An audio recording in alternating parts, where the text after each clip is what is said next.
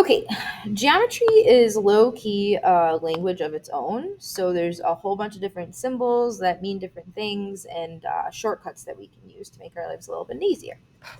So here we get to the naming and angle section. Whomp, whomp, whomp. So we have a symbol that means angle.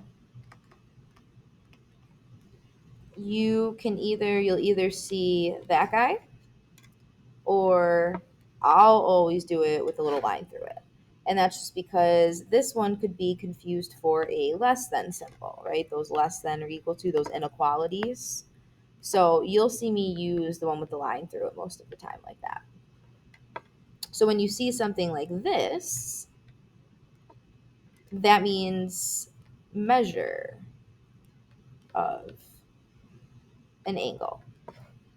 All right, so if it says, the measure, you don't have to write this down like that. So the measure of the angle is 70 degrees, that kind of thing.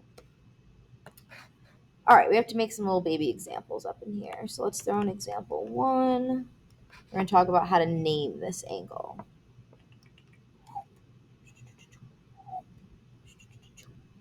We'll call this L, M, and N. Okay, so when you're naming this angle, you have three potential names that you could call this. You could call this angle M, because that's where that angle is, right? Or you could call this angle NML, or you could actually call it LMN. All three of these are the same. They're all talking about that angle measurement between here and here. What's important when you're naming and measuring these angles or naming them is that the vertex must be in the middle.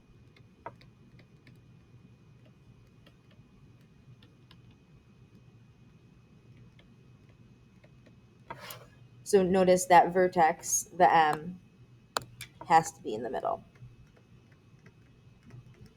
Middle, middle. Or if there's not a lot going on in the diagram, you can just use the M by itself. But we are going to get into complicated diagrams where you might not know there might be two potential M's, and that will be different. You'll have to use three for that.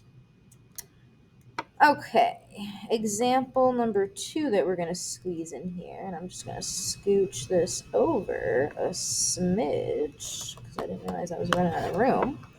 Example number 2, you guys right now see if you can draw and label obtuse angle XYZ.